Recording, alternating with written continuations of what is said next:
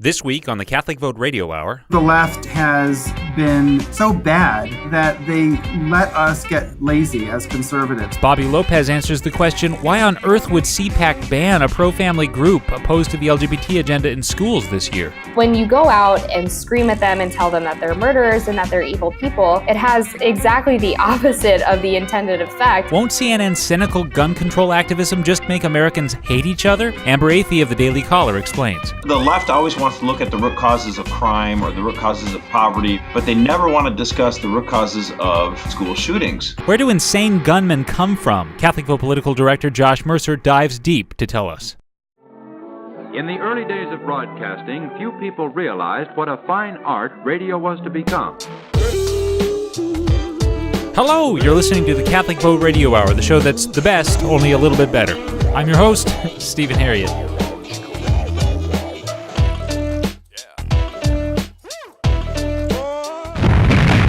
In 1918, the voice of the gun spoke. From 1,000 mouths it barked a challenge to the enemy. Over 20 years and the voice must speak again from every muzzle of every type of gun. And now it's time for the Catholic Vote Radio Hour Week in Review. After a mass shooting in Florida, CNN held a town hall on gun control. Please listen to the Parkland students, CNN's Chris Saliza pleaded tearfully. One student who did not attend claimed CNN was scripting the students to advance its own agenda. Please don't listen to that Parkland student, CNN's Chris Saliza pleaded tearfully.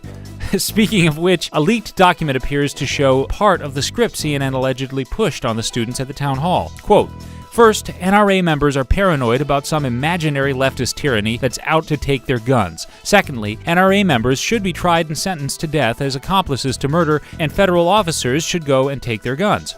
Ben Shapiro of the Daily Wire announced that his publication will no longer publish names and photographs of mass murderers. The Catholic Vote Radio Hour Week in Review officially endorses that decision.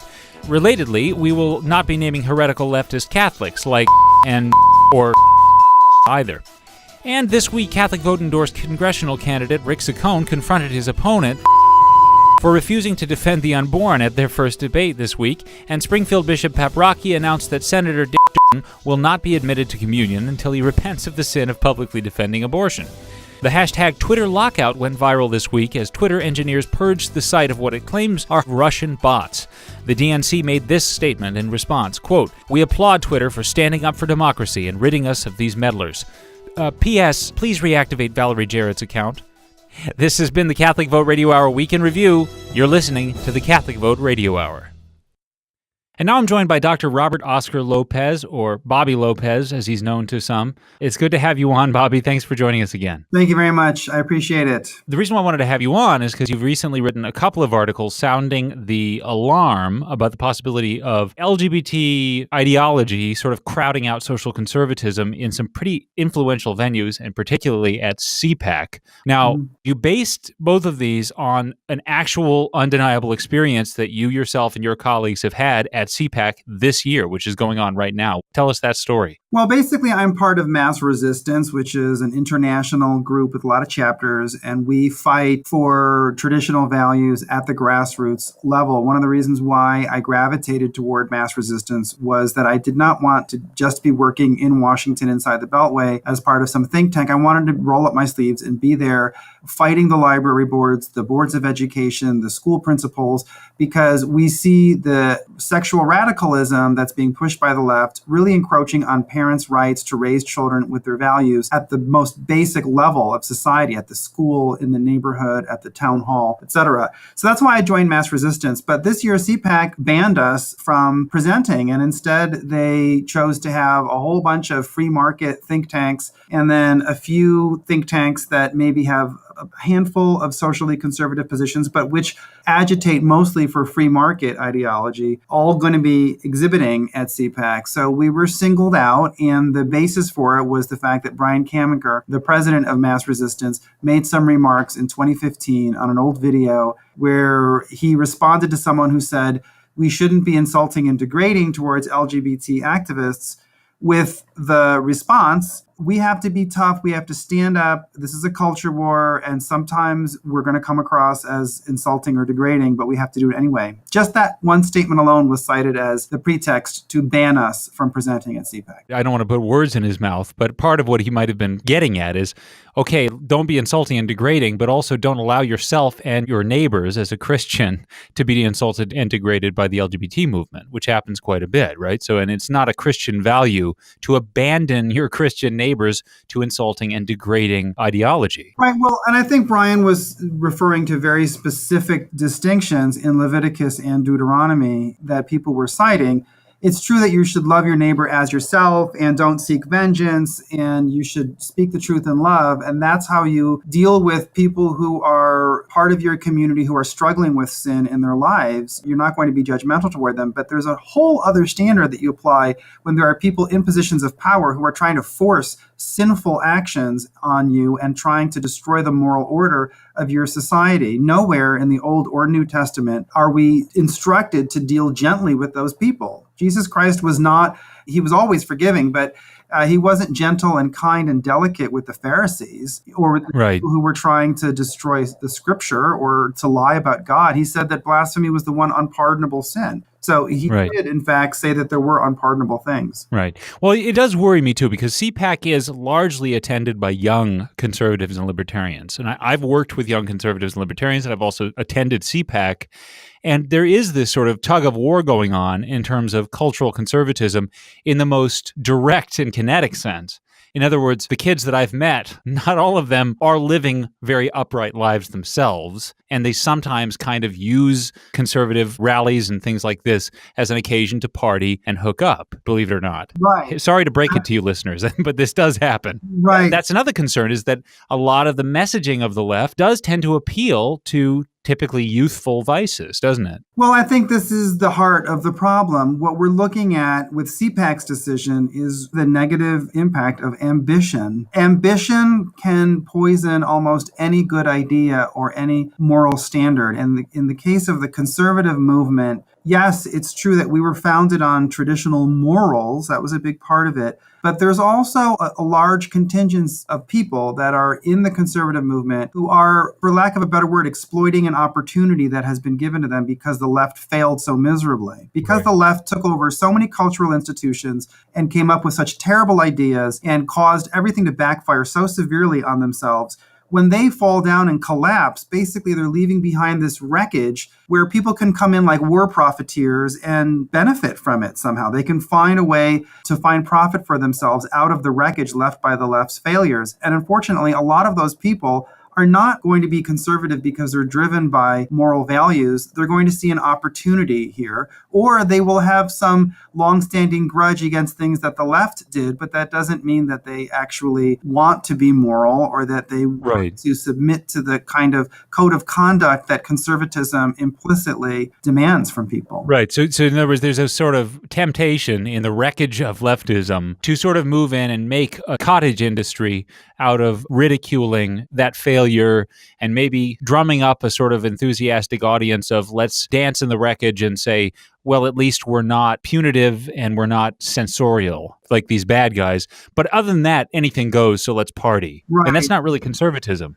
Absolutely. And I think the left has been just so bad that they let us get lazy as conservatives because all we had to do was point out the ridiculousness of the left and we felt like we were advancing some conservative project when that's not really the case. I think a lot of the campus conservatism that I've seen is just young people being snarky, making fun of liberals and how stupid they are, and then wanting to go on and have fewer rules imposed on them. And they behave essentially like spoiled kids. And I hate to be so brutal, but we have to be brutally honest at this point. That's not conservatism. And unfortunately, we are now 20 years into this kind of campus conservative, in quotes, reaction against the left, which isn't really conservatism. It's just young people who are having a good time making fun of the left. And I don't really see how they're that morally distinguishable from the left. And I think on the LGBT front, it's particularly pronounced because there has been this constant attempt to put forward gay conservatives and to find gay people who will criticize the left and to pat them on the back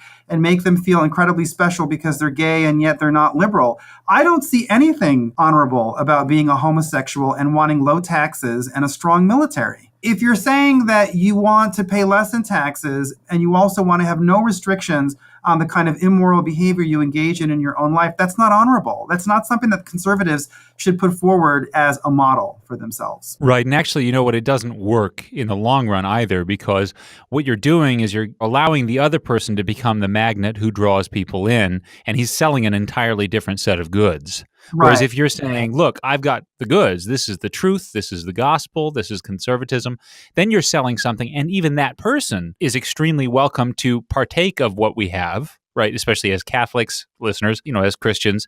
And when we say we've got the goods, God has the goods, come and partake of it with us, that's an entirely different project than kind of going around and saying, hey, are you young and sexy and fascinating? Tell me what you've got so that we can all celebrate you. It's an entirely different project. Yeah. But I want to touch on one other thing before I let you go. I really wanted to touch on an important thing here is President Trump is going to be speaking at CPAC, right? Right. And he just, of course, won this historic victory in 2016. And I think part of this is a lot of people maybe misunderstanding how that vote was delivered and why Trump was elected. Trump wasn't elected by socially liberal fiscal conservatives. He was actually elected by almost the reverse of that in a lot of cases. People who are not very concerned with being in line with the Wall Street Journal on economics and military spending, but are very concerned about culture, and they're basically traditionalists, moral traditionalists. Isn't that a big block of what delivered the Trump vote? Yeah, Make America Great Again was the slogan, and if you'll notice, that's not really an economic argument so much as a cultural argument. It is true that a lot of people were frustrated with the Democrats' neglect of the economic problems facing working class people, particularly in the middle parts of the country.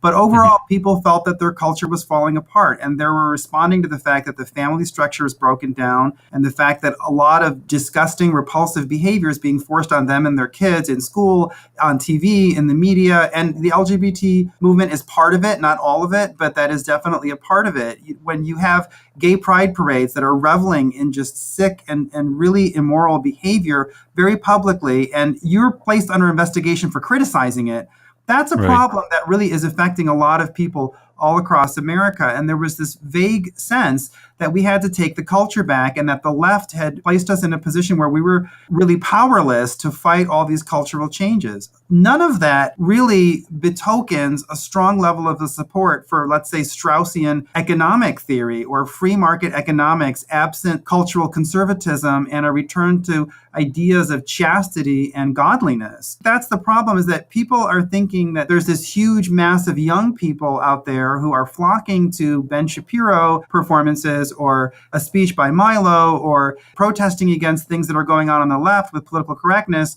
and that all those young people are going to remain loyal Republican Party voters if you give them free market economics and then you don't comment at all on morality. And I think that that is the complete opposite of the truth. I think a lot of these young people who are flocking to quote unquote conservative events are not going to be there for the long haul if you, number one, give them the impression that really immoral behavior will be sustainable without huge consequences, because when they feel the consequences of being promiscuous and being irresponsible, then they're going to be angry at you and your ideology. Right. And number two, that's right. I don't think that this young generation is really drawn to free market economy. They don't really want small government, Steve. Unfortunately, I hate to tell you this, but that's not what draws them in. Yeah, they don't want to privatize the post office. They haven't read Hayek. They don't care about the road to serfdom. That's not what I think the Republican Party can offer on a large scale for the long term. I think what the Republican Party can offer is common sense values that they're loyal to and a moral center that the left does not have. Yeah, I agree with you. I mean, I'm definitely strongly of the opinion that social leftism and economic leftism, big government on the one hand, and oppression of specifically right morality always go hand in hand. And when government grows, it's usually a predecessor of right morality being curtailed by the government that we're building. But you're right. I think one very important thing, just to sort of bookend this, is that, like it or not, leftism tends to sell itself in urgent moral terms. And that's why it tends to be popular and catch on among young people, is that actually it isn't amoral. It's heavy-handed in its morality. And social justice, Catholic social teaching, is one of the greatest gifts to the left that ever existed. Browbeating people morally and saying you must do leftism, you must even abandon God because it would be immoral. You'd be a moral hypocrite if you believed in God, and all of this stuff. The leftist language has never been amoral. In a way, it's always been very moral and positively so, and that's part of how it sells itself. And I don't know why conservatives tend to be hesitant to do that same thing, when we know that even absent the truth, it works as a tactic, right? But we've got the truth plus the ability to use strong moral language, and I don't know why in hell we wouldn't. Well, I think that there is a free market form of conservatism which claims that it's after small government. I don't really think that they actually want government to be as small as they say they want it to be. But there's this free market wing of economics which really philosophically leans toward consumer demand as the ultimate arbiter of everything that is right and good in the world. And unfortunately, that doesn't mix well with morality. It doesn't mix well with chastity or purity or charity or any of the things that Christians have traditionally valued. So there's an innate contradiction in the conservative movement. And unfortunately, the younger generations, I think, are the ones who are the most vulnerable to being sold a confusing conservatism that doesn't really make sense, that is going to appeal to their sense of frustration and their sense of feeling put upon by the left's political correctness without really driving home to them the importance of traditional conservatism's morals. Because without the morals, you're not going to flourish, and you're going to end up having to go turn to a big government solution anyway. Yeah, so, and by the same token, this is a great opportunity. And of course, half of the young people in this country listen to this program, so they've just been set straight. And I'm really grateful that you did that for them. Thank you. Again, we're talking with Bobby Lopez. We're talking about two of his recent articles. One is at The Stream. It's CPAC now enforces LGBT-inspired bans, which is extremely worrisome news. And do look up that article and read it. The other is at The American Thinker, and the title is Postcard from a Coal Mine, CPAC 2018. Again, listeners, please do go read those articles and follow in general the work of Bobby Lopez. Thanks for coming on, and I look forward to having you on again soon, Bobby. Thank you. Bye-bye.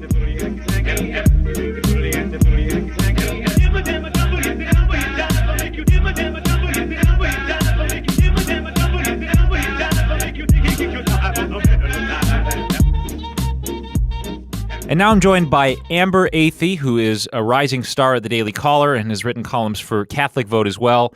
First of all, thank you very much. Great to have you back, Amber. Thanks for having me on, Stephen.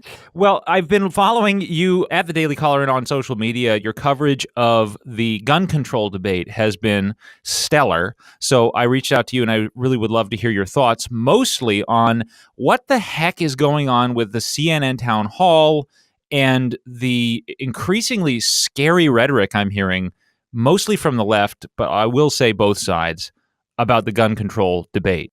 Yeah, I mean, we've really gotten to this place on establishment media networks where we're really only hearing the anti-gun, gun control side of the argument. And we've seen that from their coverage ever since the shooting first happened, where every single student that they brought on was in support of gun control, which isn't that surprising that a lot of these students would be in support of it because they just went through a really horrific shooting. And I don't fault them for that. But there have been a number of other people who have talked about either the need for perhaps more school security guards, arming teachers who are willing to do concealed carry classes. There was a student specifically on MSNBC who said he didn't believe banning guns was the answer. Right. And shockingly, none of these people with opposing opinions have been given any voice, the networks, to share that side of the debate. And CNN's town hall last night was just another extension of that, where you literally had a room of 5,000 people who were all in support of gun control versus first Senator Marco Rubio and then NRA spokeswoman Dana Lash.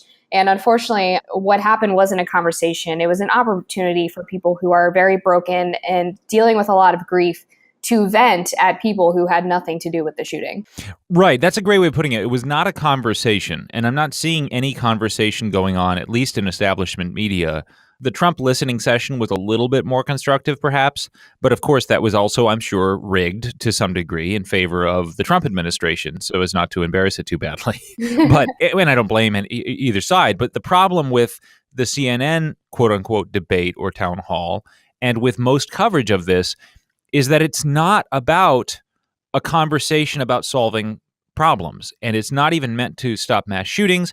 It is basically a one-sided scream fest about implementing a series of policies that the left wanted anyway, regardless of the mass shooting. And they're basically saying, oh, we are going to do a bunch of publicity events and publicity stunts to ram down everyone's throat how furious we are and how much we want this policy. The other significant thing here is that the policies they're advocating for are increasingly baldly anti-gun and anti-gun culture in a way that's just not going to fly in the U.S. Exactly. Or there are policies that actually already exist. For example, universal background checks. The only time that you wouldn't be background checked for a gun is during a private purchase.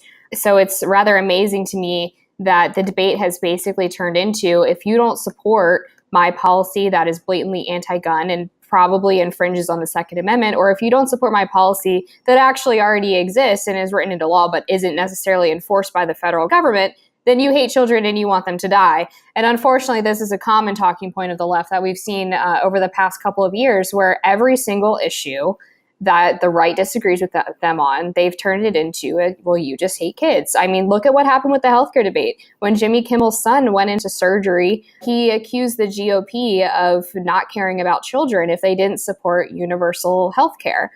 So it's a common talking point, obviously not an accurate one, but one that's guaranteed to stir up emotions. So when you have a mass shooting like this, and people are brought together all on the same side of the political spectrum, and they're able to use that argument, it just makes people angrier. It doesn't really get any closer to solving the underlying issues.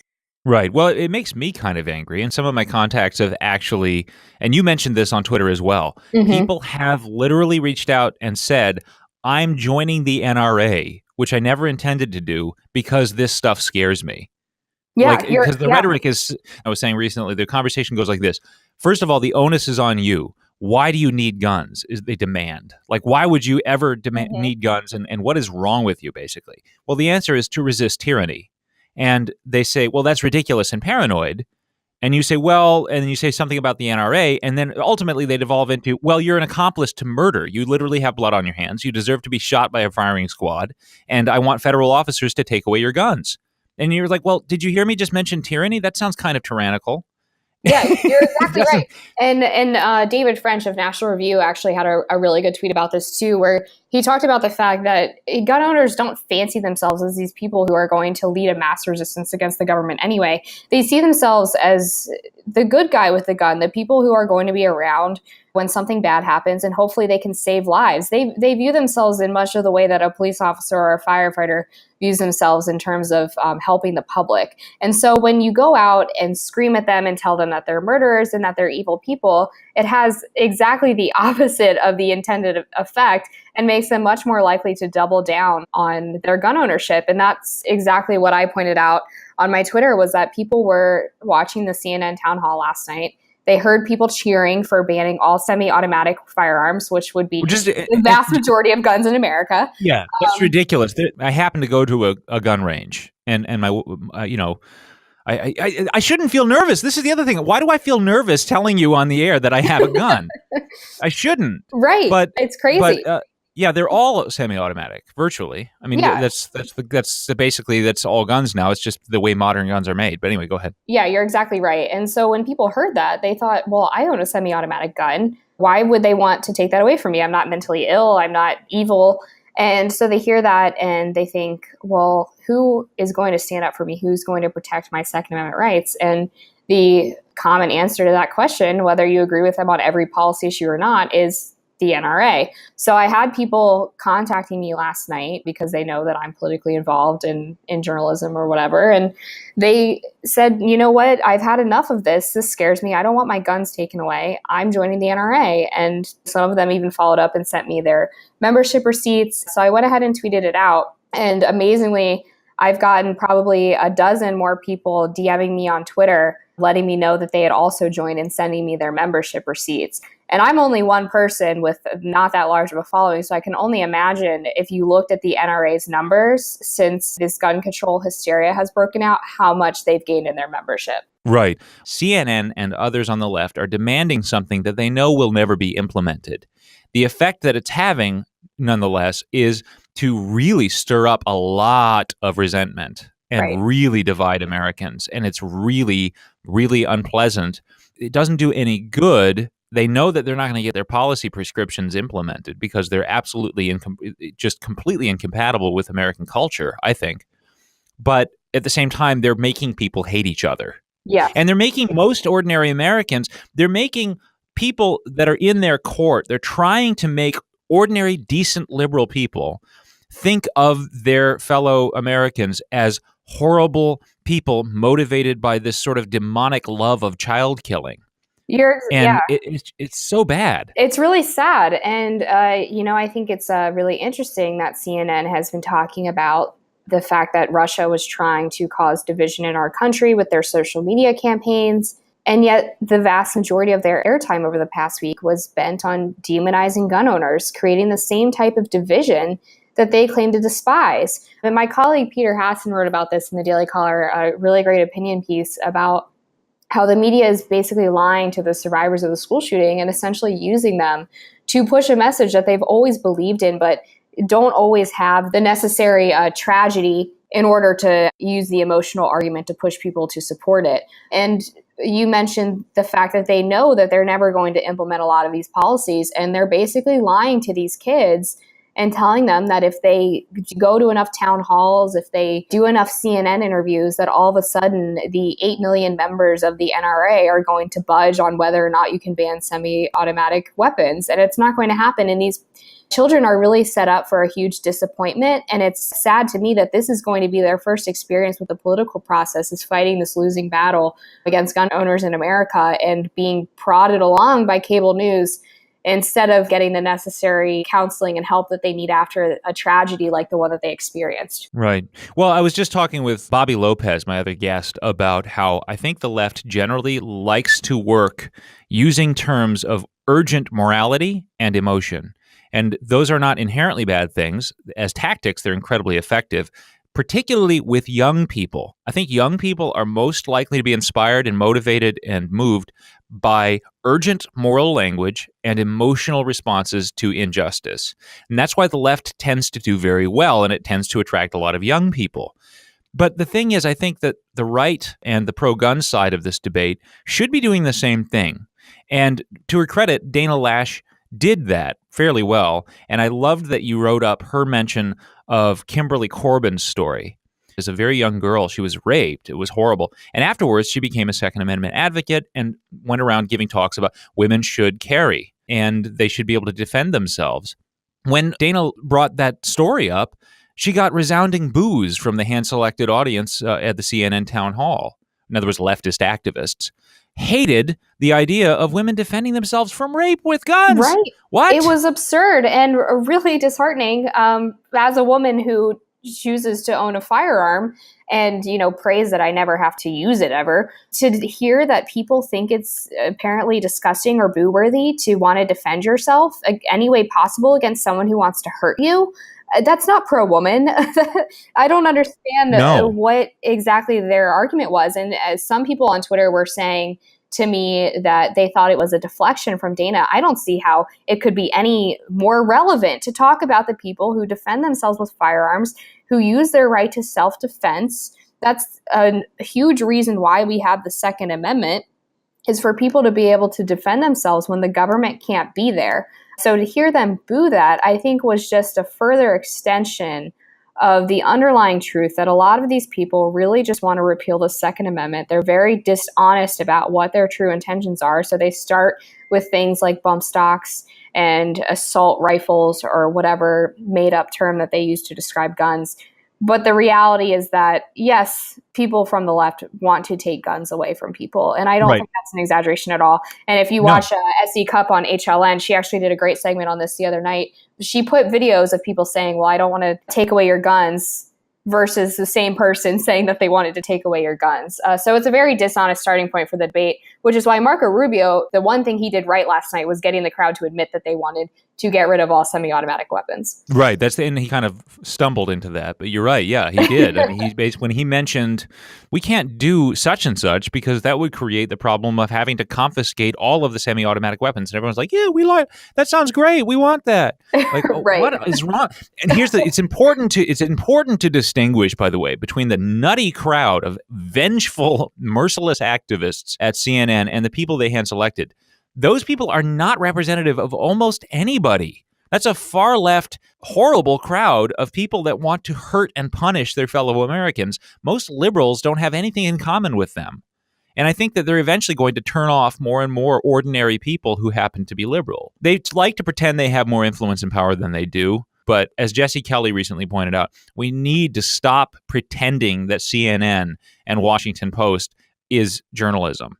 They're just not journalists. Right. They're left-wing activists. They're communication arm of the Democratic Party, and they hate us. Yeah, no, I think you're exactly right. And I've pointed out, Brooke Baldwin has been on CNN the past week. Every time she comes on TV now, it's grilling someone about why they don't support gun control. That's not journalism. That's activism.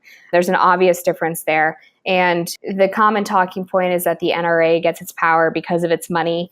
As we know, the NRA is not even in the top 10 of groups that donate politically.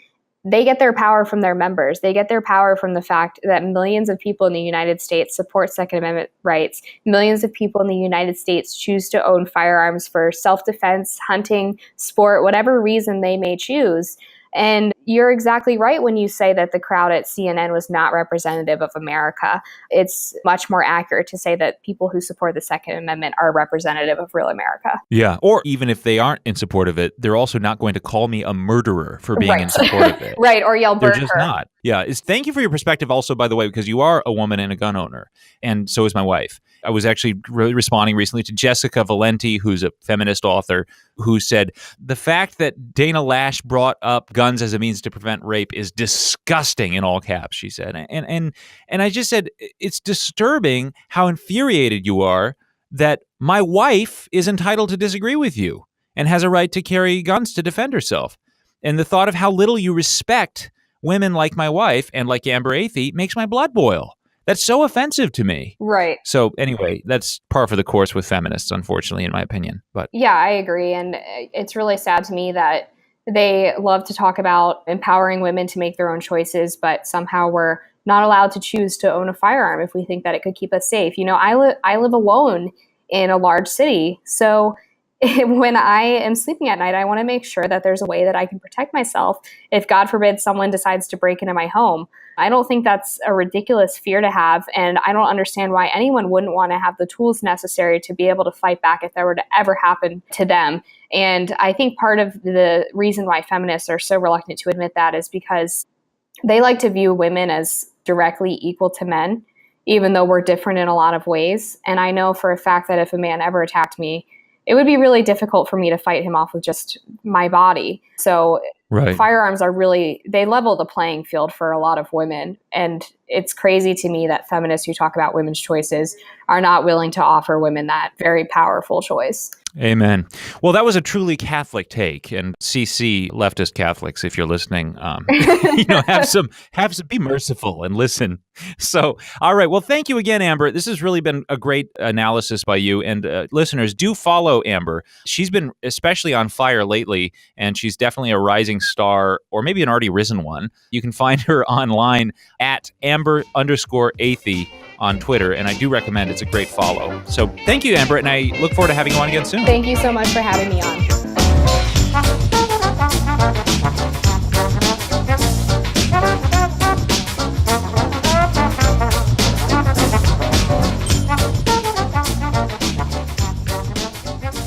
And now it's time for our brief weekly interview with Professor Jeffrey Stimson. Now, Professor, I'm going to be paraphrasing a tweet that I just read by a politics reporter named Isaac Soul, but I'm going to put it in the form of a question. Do you think it's possible for the Parkland students to have organized the town hall, gotten new commitments from Senator Rubio, pressured the president to call for a bump stock ban, led advertisers to leave the NRA, become extremely famous and verified on Twitter, dragged a bunch of famous people like Dinesh D'Souza, Laura Ingraham, O'Reilly, and raised millions of dollars for a gun control movement. Do you think they could have done all of that on their own? Because I'm thinking of when I was in high school age, I don't think I would have had the resources to do all of that just logistically, let alone in terms of getting all of the necessary media attention. So do you think that it's possible that they really are the authors of this movement? Or don't you think it's much more likely that they just represent an agenda that an extremely wealthy and powerful coalition of media and political figures wanted to promote in the first place?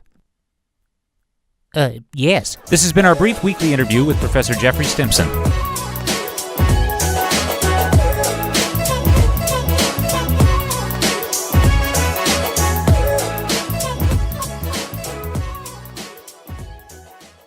And now the time has come for our weekly political discussion with Catholic Vote Political Director Josh Mercer. How are you doing, Josh? Good to be with you. Well, the big thing on everyone's mind is the Second Amendment and the debates surrounding it. I was just talking with Amber Athey about it.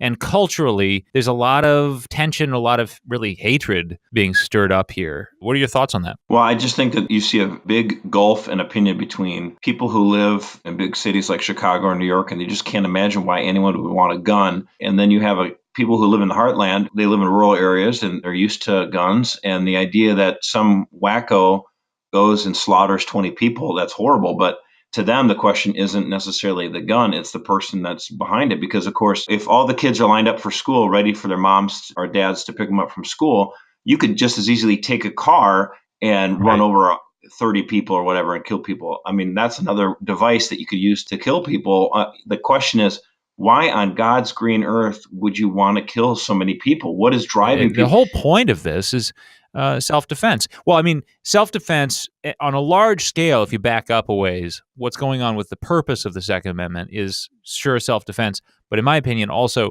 resisting massive human rights violations. That's the real purpose of it. The biggest human rights violations of the past century were by government, right? They were by people who took control of governments democratically and then became despots or tyrants. And this is where mass graves come from, and gulags and concentration camps. Those things had to be preceded by a cultural shift by which people became willing to hand over their guns to that government that eventually committed the mass atrocities. So, I mean, that's, in my opinion, that's fundamentally the purpose of the Second Amendment. But that's kind of a tangent. Which, the left wants to get rid of. And the thing is, it's funny. Liberals almost always want to know what the root causes of something are. If conservatives are saying we need to crack down on crime, the liberals are like, well, wait, what is the root cause of crime? Why is this person committing this crime? So the left always wants to look at the root causes of crime or the root causes of hunger or poverty or whatever, but they never want to discuss the root causes of these school shootings. Why is it that this person decided to go into Florida and kill 17 people at a school? Because when I grew up, the idea that someone would want to go mass murder so many people, well, I think we have to start asking ourselves, what happens when we have a school shooting? If we provide wall-to-wall coverage every time there's a school shooting, then someone who's a deadbeat loner, crazy guy or whatever is like, well, I know what I can do. I can go out in a blaze of glory. Right.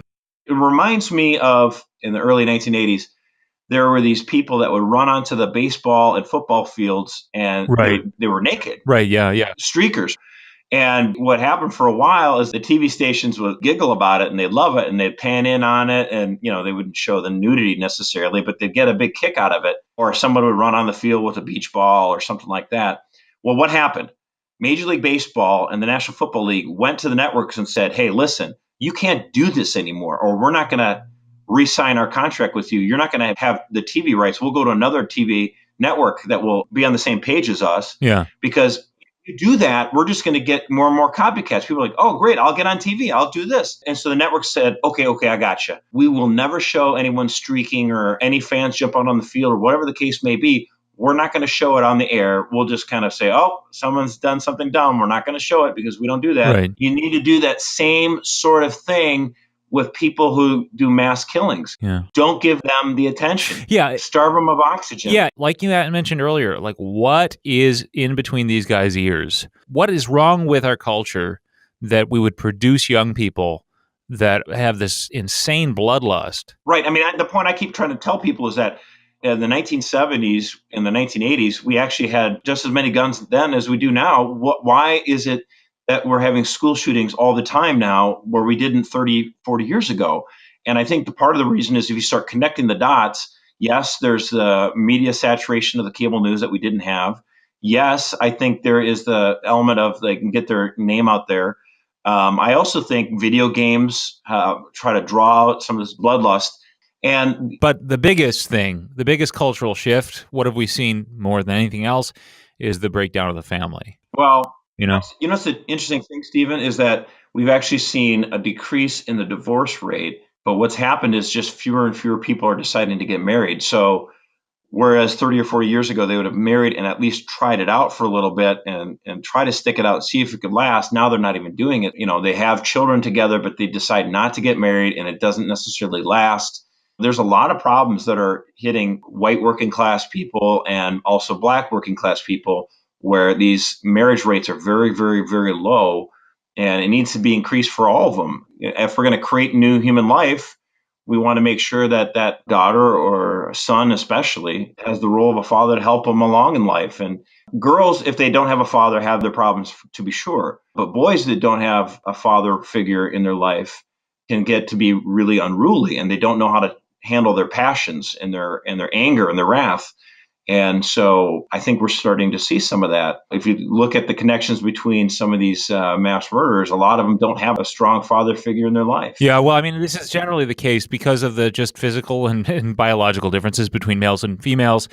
When men don't have father figures and they have horrible upbringings, they hurt people. When women have the same problem in their upbringing, they get hurt.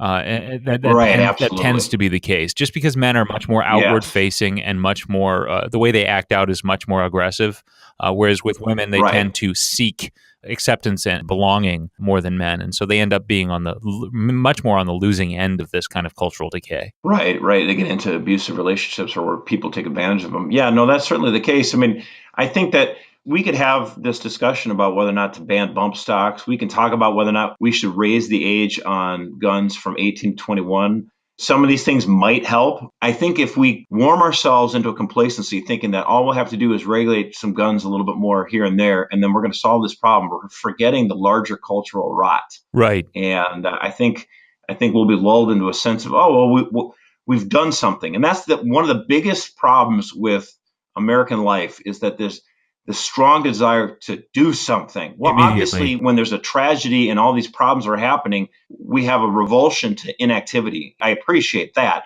We also don't want it just to be like, well, we have to do something for the sake of something. Whether or not it actually helps seems to not really concern us. Yeah. So the question I was going to open this with is Trump going soft on gun control and giving too much ground to the left? I don't think he really is. There aren't any fundamental threats to the Second Amendment going on here with bump stocks and raising the age. Most you're going to get out of this is something that's just annoying to people who are not accustomed to the age limit. But if we really want Trump to solve the problem, to quote unquote do something, well, it's going to be a long slog. But the biggest things he could do would be to bolster our culture, which is very much in line, actually, with his platform. He's not a very good representative of healing the culture because he has been very much immersed in that culture and doesn't have a past that exactly exemplifies masculine virtue or family values. But he should bolster those things. He's been very crass, and he's the furthest thing from upstanding Christian sexual morality. There's no doubt there. So I don't disagree with that assessment. But one thing he does have in common with Barack Obama, who I also do not care for Barack Obama, obviously, but Barack Obama and actually Donald Trump, I believe, have been good fathers to their children. I think Donald's been good for Donnie Jr. and Eric and Barron and stuff like that. I mean, I think, he's been there for him. He's warned his kids to stay away from drugs. Donald Trump doesn't even drink alcohol because his brother died of addiction. Yeah, that's one aspect of Trump that where I can say he's better than me. He's a teetotaler and doesn't smoke, which is something I struggle with both. He knows his limits on it, so therefore he doesn't touch it. But With regards to that, like the importance of having a father around, I think he could speak to that. No doubt about it. That's right. Well, and as a one last little sign-off note, also we need to be praying. One prayer chain that I can recommend happens to be for my parish priest, Father Richard Howlin. He does 54-day novenas and has tens of thousands of followers who pray these novenas. They're a daily rosary and reflections. So if anyone's interested in that, that is actually worth looking up as well. It's called Novena for Our Nation. They touch on topics like this as well. So let's do that, not put all of our eggs in the basket of policy or immediacy, and just hope for the best and pray for the best. So thank you very much, Josh, for this semi-political, more cultural commentary this week. And I look forward to talking again next week about hopefully a more happy subject. All right. Well, thanks again, Stephen. Well, that's it for this week. You've been listening to the Catholic Vote Radio Hour. Serving size is just one episode, but I bet you can't just listen to one. I'm your host, Stephen Herreid. See you next week.